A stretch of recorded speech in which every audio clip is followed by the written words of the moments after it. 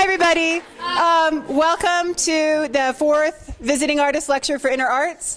I'm thrilled that you all came out because I've been trying to get Jesse and Motoko here for a year and a half, maybe. So the fact that they finally made it and made it in such grand style, I'm really, really thrilled. And I'm really happy that you're all here. They're going to give a brief introduction to their work, which will explain what you're about to see and experience. And with that, Jesse Gilbert and Motoko Honda.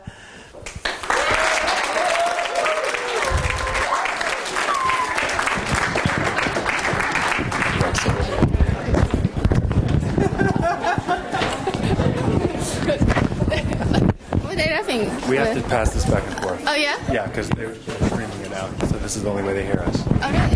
How close we have to get? Just have to hold. Okay, I'm good at this. Okay, hold this. Oh, you're holding it for me. All right, so hi, everybody. As Nancy was saying, we're thrilled to be here. We're very excited to show you our work, and we're just going to give you a little bit of background about who we are and how we started working together, and then we're actually not going to tell you too much about what you're going to see. We're just going to ask you a couple questions to think about, because we're going to perform more than once. We're going to do one in the beginning, have a little discussion, and one at the end. So I'm Jesse Gilbert. My training is actually in music. I studied music for many years, studied composition, instrumental music. I studied West African music. I lived in West Africa for a year, studying oral tradition. And I came out to Los Angeles to study electronic music at CalArts. After graduating and getting my master's at CalArts, I worked in the film school there for about 9 years. And I basically became really interested in animation and film, and got excited about working with musicians as a animator, filmmaker. So I've kind of had a transition in my artistic career. I'm much more of a visual artist now than I am a musician. Let's see, and I currently am the chair of media technology at Woodbury University, so I teach students how to make electronic instruments like I'm going to show you. And we met in graduate school. Graduate school. Together for a long yes. time. Anyway, so I'm Motoko Honda, and I'm pianist composer. Right? Yes. It's like I would think so. Yeah, it's getting more and more confusing and complex as the year goes by. I started as a classical pianist because my training was initially classical, and I still play classical. I play a lot at home too, the classical repertoire. I love it. But somehow I wandered into the free improvisational, community, and I got great experience from it. And I also work with the electronics, collaboration with the acoustic sounds and electronic sounds. And that's also extending into working with different disciplines, the artists, visual artists, projection artists, any sorts of visual artists like drawing or painting, dancers, and who else is that? I can't remember. Sometimes it's architecture. I work with the space, because sound travels. Sound is air to me. It's a space. So I like to work with the space. I think that's about it. Yeah, so I create a lot of multimedia projects as well, along with that. And one thing that is important to know is just that, Motoko and I both have, as you were saying, we have a long history of working with artists across disciplines. It's part of our interest, I think, as artists to sort of shake up our own practice periodically and try connecting with people who really don't think the way that you do. We also are both very interested in improvisation and kind of have that as a central part of our practice. So that's something to think about when you're watching what you're about to watch and hearing what you're about to hear. As I said, we had a few questions for you. We're going to just perform. We're not going to talk too much now. Really, just thinking about the relationship between what you're hearing and what you're seeing. Do you feel there is one? Do you feel that it's clear to you? But also, does that enhance your experience? Does it not? Is it something which you feel is necessary? Are there other questions you? I don't know. I have to go next page. Let's see. I forget often. Let's see. How are we making this relationship work, if there is any? You see, and also probably most important, how does it make you feel? What's your response? What's your, individual response? We are curious about it. That's part of our kind of performance practice, because it's ongoing practice for us. It's researching. It's not finished product. I think we're always developing. We want to go somewhere. Then we want to know, how you feel, what you see, what you discover with us. So let's start it. Thanks very much.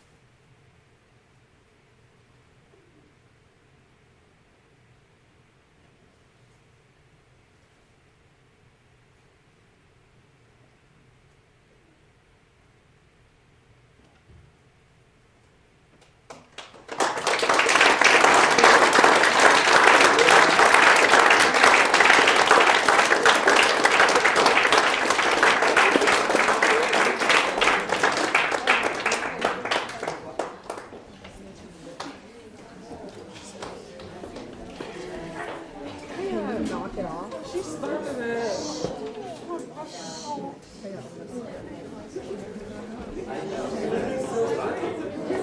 Back on lav mic. I'm going to put that up. Switch this back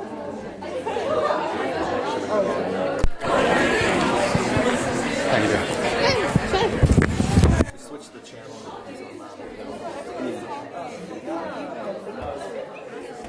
It's weird though, it's only one's coming through. No, otherwise still not.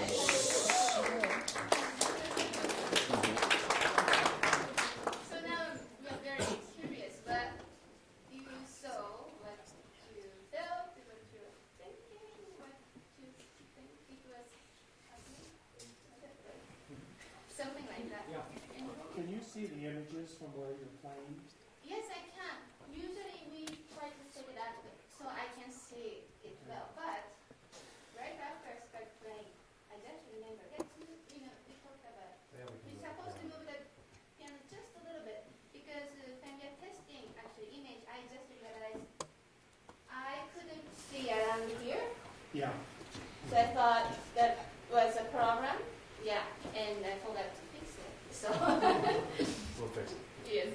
But the idea of placing the screen in between is so that she can see what Yeah. she's making with them. Yeah. We definitely made music come alive.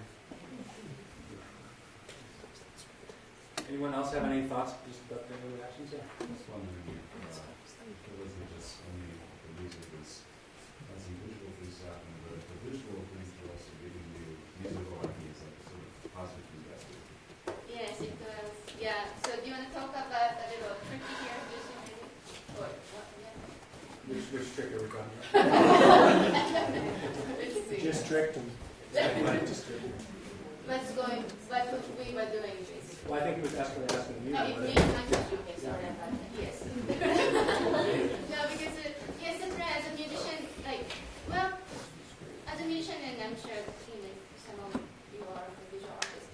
A lot of the times in the collaboration, I saw a lot of times that either musicians are playing for the image, or the VJ is. I'm not calling it VJ. VJ sometimes we have the music. Playing the image for the music. Actually, what we did was actually we are playing together, and because of the Jesse's programs, it's possible, and he can talk about it more. But yes, I am reacting to the image, which I posted, but he is actually in the middle, right? Just the middleman. Kind of. Well, you started it. Hold on, another discussion. But it comes back to wherever it started. Yeah, it comes back to me. So yes, I have to respond to it, but it goes back to Jesse. It's actually we're trying to. You're trying to capture it. Yeah, capture. Actually, try to see what we are doing. Yeah. So one of the things that so I'm kind of an instrument builder. That's the way I think about myself. And this instrument is the closest equivalent that I can kind of come up with to explain what I'm trying to do is to think about a sail. You have a boat that you put up a sail. The wind comes, gives the boat the energy. You are steering the ship, but the wind is actually pushing the boat along. In this case, the sound, the music, is pushing my boat along. I'm guiding what you see. I'm reacting and listening as well. But as an instrument builder, the thing that I think is important to sort of think about a little bit is just that you always are doing this, right? I mean, if you have an instrument or a paintbrush or any kind of implement that you're using to make your artwork, this is, you have to come to terms with what your relationship is. In this case, I chose specifically to make an instrument that could not function without another person playing. The images that you saw when we began, which is just completely still, they might be nice to look at for a few seconds, but ultimately the interest is in the dynamic experience. And because of my interest in collaboration, I kind of want to create situations where I have to work with other people. there's a kind of release of control that you have when you do that. Just as, you know, if there's no wind, your boat doesn't go anywhere, right? But there's also a kind of opening of that palette that I would never have access to, because there's already, I'm connecting to Motoko's already existing very rich language of music. And I'm actually not trying to capture the music. That's an interesting distinction. I'm actually trying to intentionally not create a sort of total representation of the music. What I'm trying to do is take a slice through the music and show you one little piece of it that I can work with, that one human being can manage to work with and make something artistic with, as opposed to a kind of more scientific representation of the sound, of the total experience, because I feel that actually the limited view that we have, at least for me, more closely resembles or connects to my emotional experience of listening, which is of course not always talking about every last frequency that's present in the room, but there are things that I'm attuned to. There are, you know, sounds coming from the piano that are affecting me emotionally, and that's, as a performer, that's what I'm actually really focusing most on. How can I make the image most closely related to my emotions at that time? So it's a little bit of a different approach. We don't really need to talk a lot about sort of the technical stuff. If any of you are interested in it, I'm happy to talk to any of you afterwards and talk a little bit about how the images are being made. But there's just one thing to say, that there are two ways of thinking about sound in the computer world. One is the waves themselves, which is, you know, the actual sound waves that are hitting your ears. Those waves are actually really connected to something that's happening inside your body as you're listening. There is an actual wave that, you know, is traveling through the air, it's hitting your eardrum. The other thing is the color, and the color has much more to do with how we think about timbre in sound, or think about it as meaning. How you can tell the difference between one person's voice and another, or a middle C on a clarinet versus a middle C on a piano. It's the same note, right? So on a staff, it would say the same thing, middle C. But we can instantly tell that it's my mother calling on the phone, or that's a clarinet, that is a oboe. Right? You can really tell the differences. And so that's a different level of thinking about sound. And in this particular instrument, I'm taking that information and mapping it to the colors, or the absence of color, and subtracting. I don't know how much more do you want to talk a little bit about sort of one of the things that I think is interesting for us to sort of point out to you is also that we have been doing this for a long time. Like, Motoko and I have been playing, and specifically with this instrument, playing quite a long time. In fact, I think Motoko was one of the first musicians I worked with when I first developed it. So some of what is going on as well is there's a conversation happening between us, which is, if those of you who were there for our music workshop earlier today, that was part of what we were talking about. As improvisers, we're always in a conversation. Hopefully something that you can enter into as well. So anybody else has any questions or any kind of, but I mean, if you yes. I have a little question about habitual tendencies. Especially since you've both been working together so long, do you feel like you fall into tendencies, and do you ever make rules between yourselves to try to keep yourselves from falling into them? I think habitual.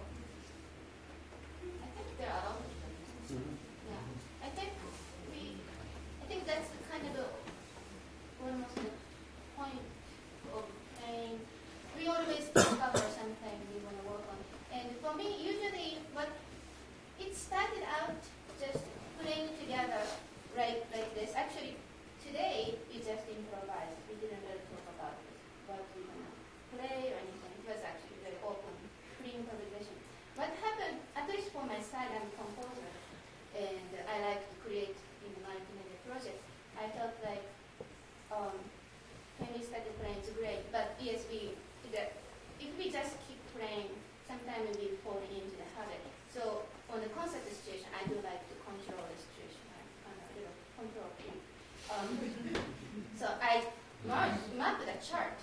for Jessie, I want to have blue here.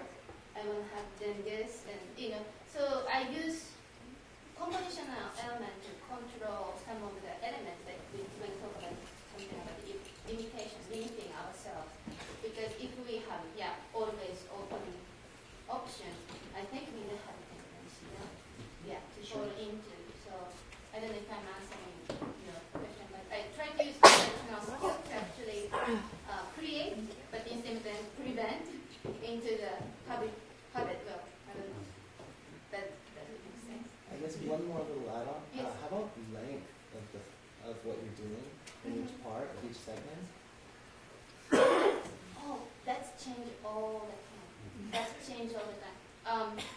Unless it's actually decided, like compositionally. Sometimes I do have a section. If it's composition, I'm going to decide, okay, this is what we're going to do after 5 minutes, I'm going to do this. Or if I have dancer, if she moves right to left, we got to go to the next section. But when we are improvising, we are both reacting.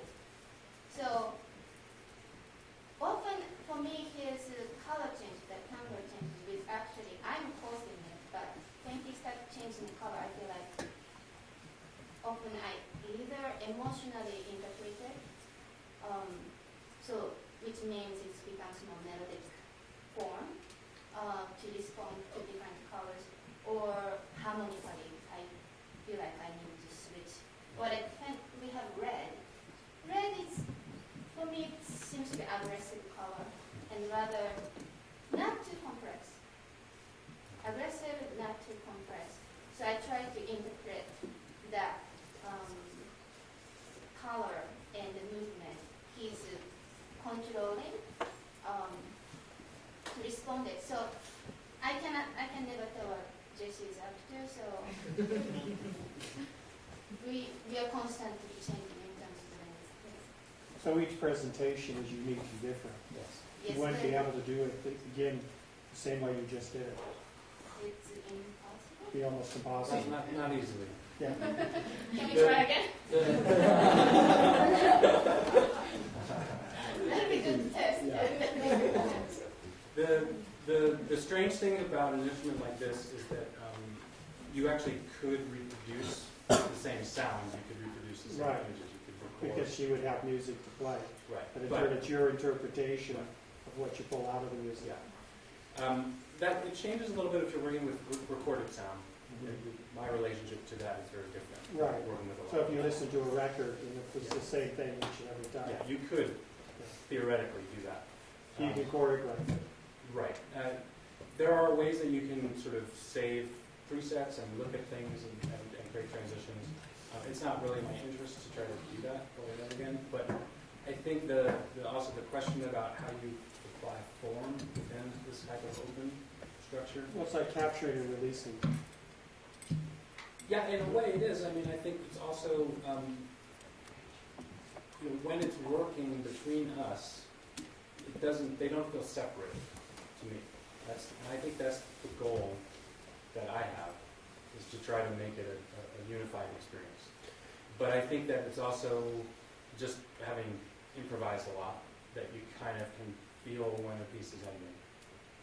You can feel when it's ready to end, or the ideas are sort of drying up.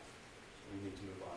Yeah, and just to remember, because you're saying something we are sort of trying to have the unified experience. But also we did talk about actually relating back to the habitual thing. One time we did talk about, we should have sections we shouldn't care for each other so much. Because it has sometimes tendency to follow each other, right? Waiting for like, what you are doing, okay, I'm going to do. Then it becomes actually by itself habitual and repetitive. So we did have discussion actually when you have concert or performance. It's good to have the space we just go in ourselves, but the balance of that and awareness is very important, I think. Anyone else? Yeah. So it sounded like there was more noise than just the piano. What's going on? Very good question. So today we had a little jazz lecture and they got to see some of my setup. So a lot of things going on, but the two main things. So one is I'm putting a lot of different materials, glasses, wood, nails, pins, into the piano body inside of the piano, sometimes between the strings. So that's altering the sound. And always I have the electronic set that you are all welcome to go look at it later, or maybe if you have some time to look at it. Which takes in acoustic piano sound along with the prepared piano sound and electronically modifying. I actually was inspired by the electronic guitarist who has a lot of guitar pedals. And one day I was like, I want to do that too. So after that it was long, many years of discovery what works and what not, but that's how I'm creating all that layer sound. Cool. Anyone else? When you say instrument, that you create this instrument, you mean the cameras, the sheet, and the computer, and the not these strings and wood Yes. and holes. Right. Yeah. Yeah, that's true. So with a visual instrument, you have to have a surface, some kind of place in space to experience this, and so I do consider the design of the space to be part of the instrument. The instrument can go to more than a single surface. It can be moved onto many screens simultaneously. We just sort of have a compact setup tonight. But I think that it's the sort of thing that the instrument is the thing that I think of as the means by which I actualize the piece. Right, not just something that creates music, but Right. There's more dynamic. yes, and it's definitely I'm working as a visual artist at this point, so that's my focus is to sort of try to bring the visual to that same level. The other thing, I've worked for many years as a sound designer for film, and I learned really clearly how one could change the meaning of an image with sound. It's drastic. I mean, you can literally change someone's perception just by underscoring sound effects or environmental sounds. There's no question in my mind that that's true. And so I am very conscious of kind of riding the wave of the emotional connection that the music makes to the listener, and trying to position the image, instead of having the sound serving the image, to have the image kind of serve the experience of listening. Because the instrument itself is listening. It is the act that I'm trying to talk about. It's not just to make images, it's to think about listening and to give people a way to listen in a different way. Because we're so visual, because our brains are so focused on visual processing that we go into the music in a different way. When it's right. It doesn't always work, but when it works, I've definitely experienced that. And that's kind of what I try to play, is to play towards listening. So should we do another? So do you want to try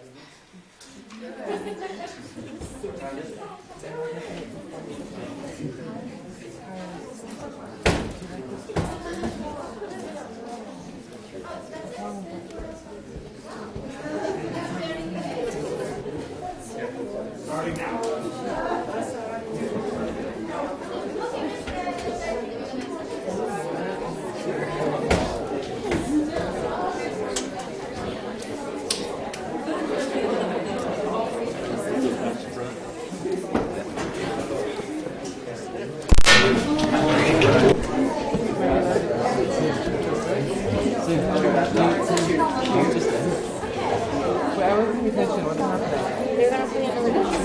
Why is everyone getting out of the way? I won't look at it. Okay, what do you have? No, sorry, the metal's really bothering me. I don't know why. Going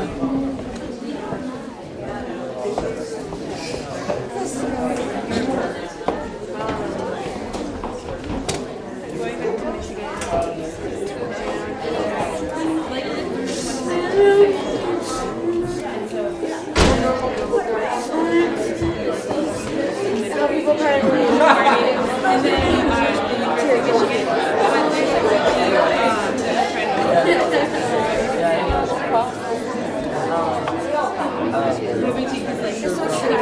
Yeah, because a bunch of people have done that. So even if it's not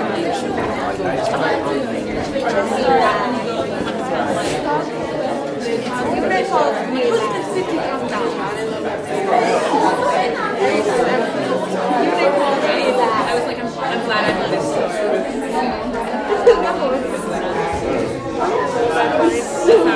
it's pretty good food though. Can you guys get Well, and be lazy.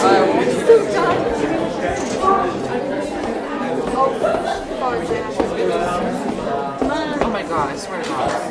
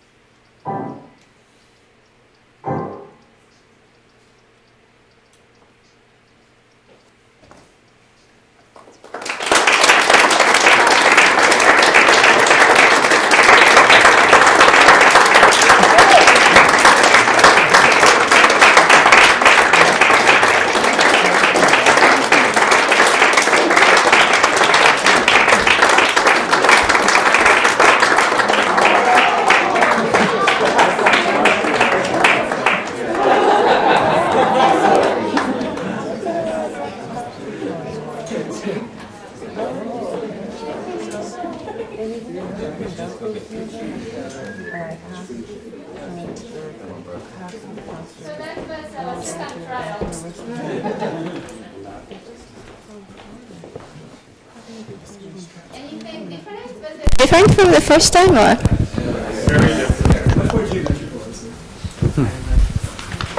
What? More narrative. Any other difference? Well, you said you were into animation. The first one really made me think of Charlie Brown cartoons. And the second one was Samurai Jack. Interesting. Okay, that's interesting. Really cool. Do you think the narrative focus came from the music combination? Not to go into a whole long spiel, but it seemed to be. It was a joy to have. I have to tell you one point.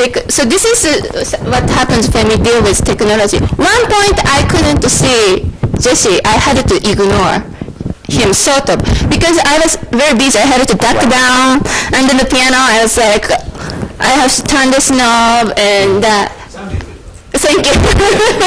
But yeah, that's times I have, like we're talking about, okay, I have to decide, okay, this is the time I ignore him for a while, like believing that he's watching. I mean, you're watching, obviously. I was listening. Yeah, so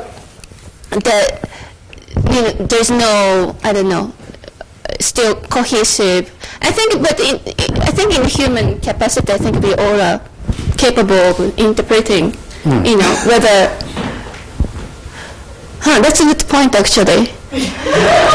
What is? But if we don't actually get the relationship. Well, we probably don't always get the relationship. I mean, one of the things that I've always been very conscious of is how generous audiences are in creating the connections themselves. One question I had was, how did you feel about seeing her, literally, seen? It was great. You like that?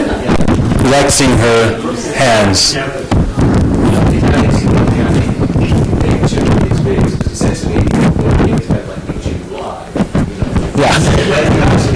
Sure. Live pianist and the image of the live pianist is doing mixed in with the digital. Not all the time. Can I say that? Actually, for Jesse to use that video system on me is the first time.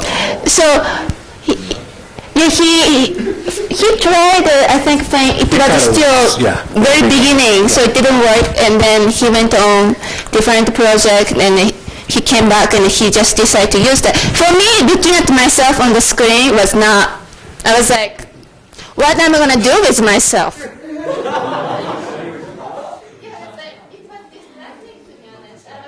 Is that my left hand? I think that was my left hand front. It was your left. Yeah, I was thinking like right hand should be visible, not on the. But anyway, so it threw me off a little bit because I had to practice how to react to myself. Keep surprising. Yeah, exactly. I was more actually to just so you kind of can go back and think about your experience, what happened when when you actually saw me here. I was a little bit confused, It wasn't confusing to the audience at all. Oh, great! Yeah, so I had to, I had to go along with it. But and the other thing I want to tell you a little bit about was that working with this program. At the beginning, as a musician, it's great that actually the image is responding to you, but it's actually quite dizzying. What's that? Disorienting. Disorienting a little bit. Because what happens is like there's not much experience. You hit and you actually see the immediate response in visually, and it comes back just like with a little delay. That's part of the effect, though. That helps because that distances your organic nature from your digital image because of that delay. Mm-hmm. So I think that's. I think it's very workable. I mean, what I found about, again, with working with technology, I have to make it work, whatever it is. If it's just, this is a program that just comes back to me 3 minutes later, I have to deal with it. But in this case, actually, Jesse could adjust a little bit. Oh, yeah. So are you adjusting, yeah, you're adjusting during the performance, how late the response. So for me, actually, at the very beginning, it took a while for me to see what's going on, and I asked Jesse, where is that sound? I'm just singing it, but I don't hear anything. So then we had to, I had to learn how to play this with this instrument.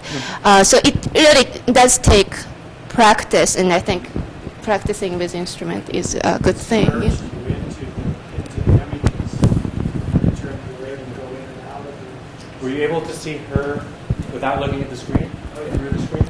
Oh yeah, I like the direct connection that it made because, like you said, that it's nice to have the audience makes the connection without you guys actually doing anything. It's just you guys doing two things at the same time. You can introduce other images too. And then when you make Oh the yeah, direct I do. connection, I just try to throw too much at you at once.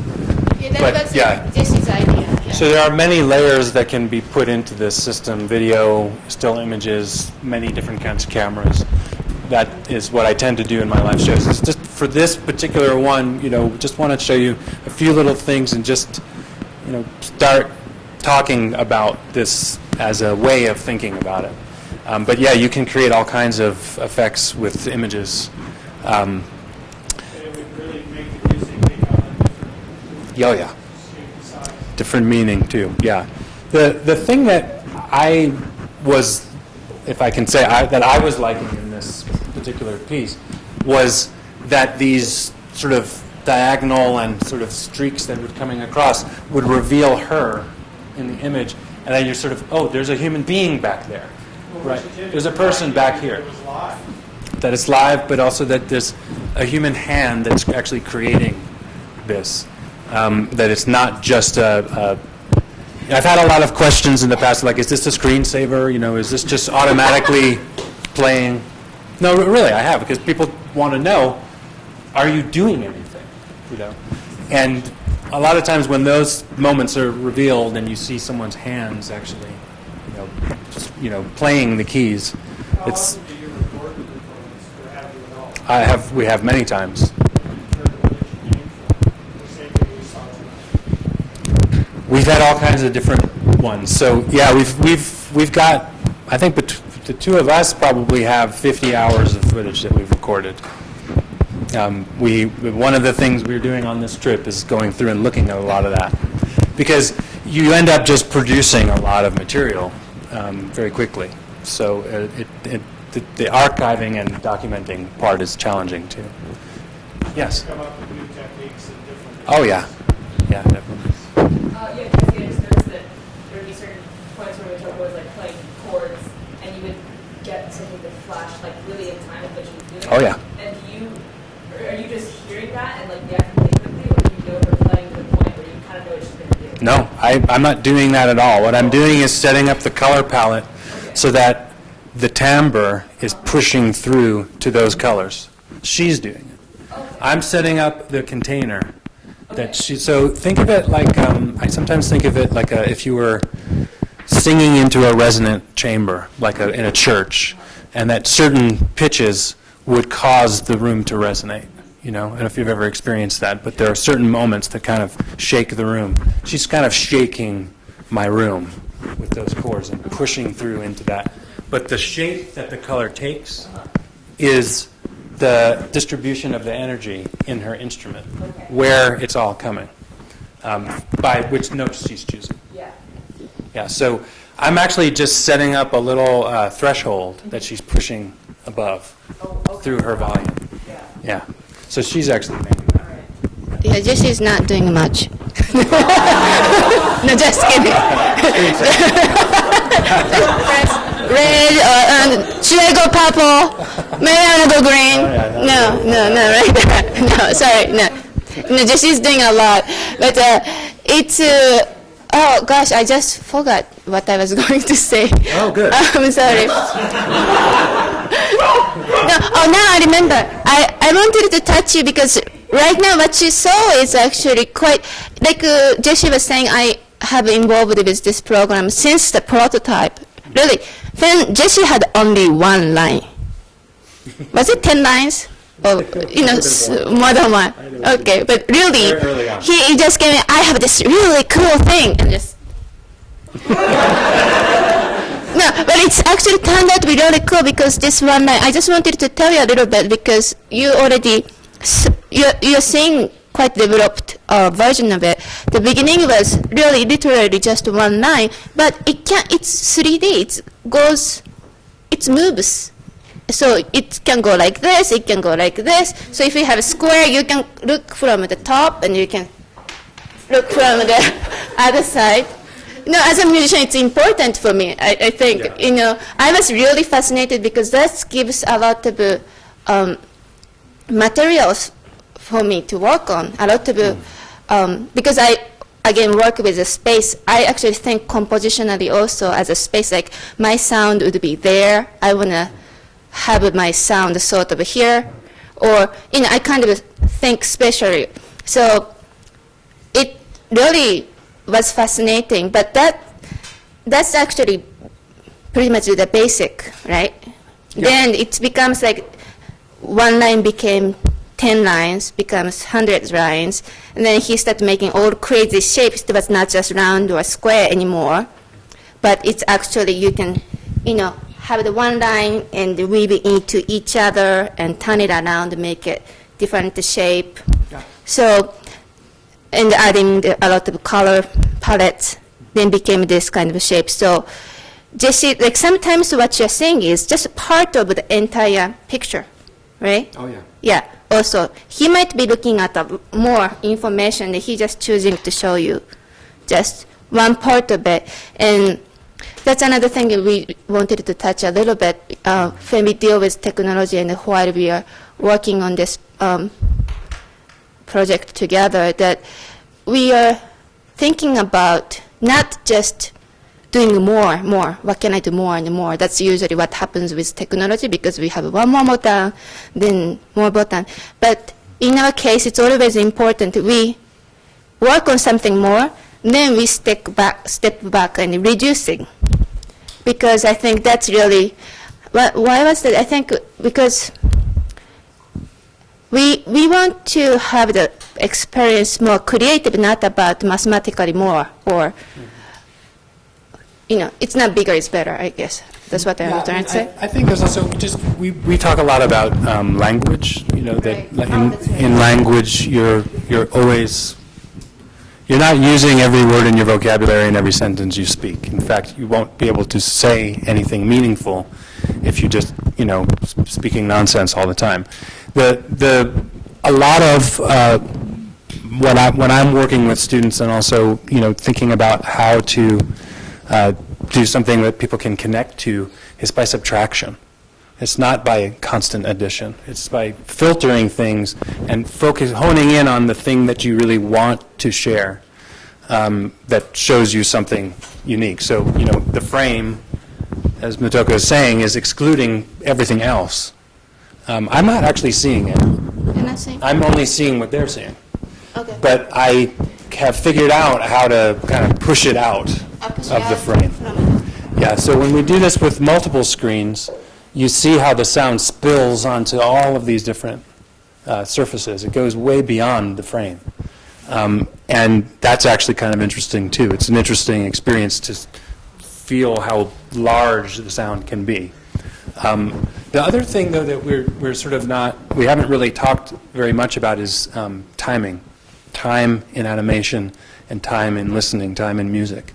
That the other part of the instrument is that it's sort of like an accordion. It can expand and contract, and you can put more or less time inside of it. So I can have up to, right now it's up to about 256 lines, which means each line is a moment in time. And you can see all of those moments in time together. So when I fold them over, when I start twisting the shape that you're looking at, and you start seeing those shapes, sometimes you're seeing the thing that's just happened, but sometimes you're seeing the thing that happened a few seconds ago. And in music, there's, rhythm, there's rhythmic correspondences, so you start to see that visually. And again, I'm just sort of, riding the wave of the musical language. It's already there. So the actual shapes that I'm using are super simple. A circle, or a sphere, a torus, which is like a donut, and a cube. Those are the three shapes, and everything is somewhere in between those three. All of the rest of the complexity is coming from the sound. Everything else, and just how it's positioned in front of the camera. That you're seeing that representation of a camera view in this 3D world. So you don't need a lot to make something that seems really complex. You need very simple things. Actually, I find I need the simpler things, so I kind of feel like I know what it is going to look like, or I have some clue as to what it might look like. I think we're running out of time. Yeah. Yeah, I was just thinking about you both have this interest in space, and maybe think a little bit more literally about digital and organic. But how do you view the audience and their role as listener and spectator, and what would you see a boundary between the audience and the image happening on the screen, and have you ever broken that down? What's the role in that? Sure. Very good question. Actually, so this format is really where we are starting. Actually, we want to take it more architectural space, like we are talking about expanding, like building, so the audience can be inside, or audience can be walk around. It's actually nice if to have the concert which is appropriate. Then you can actually hear me from behind, or you can actually feel free. It could be dual, several screens, and yes, it's a lot of a possibility. And again, I want to really strengthen, this is not finished product. It's always, I think what we all want to do is to keep moving. So yeah, that's one of the definitely direction we are moving towards. Yeah. So were you asking specifically about sort of how we think about how we might be thinking about the relationship of the audience to what they're experiencing? Yeah, a little bit. Okay, Yeah. sorry. No, Skip that one. That's part of the question as well. Is really Right. what is Right. is the audience's role in the entire performance, the entire piece? Yeah. Well, I mean, it's interesting because we both have also had interest in moving away from this kind of proscenium relationship to an audience, Yeah. seated audience, this sort of, we're imparting this information to you, but really to make it an experience that you can move through, that you can experience in a different way. But I think there's this other thing I was trying to sort of talk about earlier, which is that I'm actually trying to get inside your ear through the eye. I'm trying to get to how you hear what you're hearing, but through this other means. So the project or the goal is not complete without you. It has to be you here and your attention. I mean, we as performers always feel your presence, right? The energy changes in the room when we have an audience. But in this particular case, because perception is the thing that I'm trying to sort of use as a raw material, and to what does it mean when you're seeing something that's happening physically and you have an emotional connection from your listening that's tangible, that's not even conscious, right? She can impart emotion, and a skilled improviser can do that. A skilled musician can touch you that way. But when you have a visual relationship which sort of takes over your conscious mind, in a way. I mean, if you're looking at it, right? If you don't close your eyes. I mean, I've had people in the audience just close their eyes. They can't deal with it. Or the musicians too who much. close their eyes. Or the musicians who close their eyes. That has actually happened to us as well. But there's something about that. There's a a way when the visual field sort of opens, and it's a way to connect to that. But I'm specifically interested in how you listen. Yeah, so that's always the goal. How is the the role of experience, the audience for me. experience as together, Yeah. rather than audience and myself. Yeah. Right. Anyone else? Thank you very Thank much. you so much.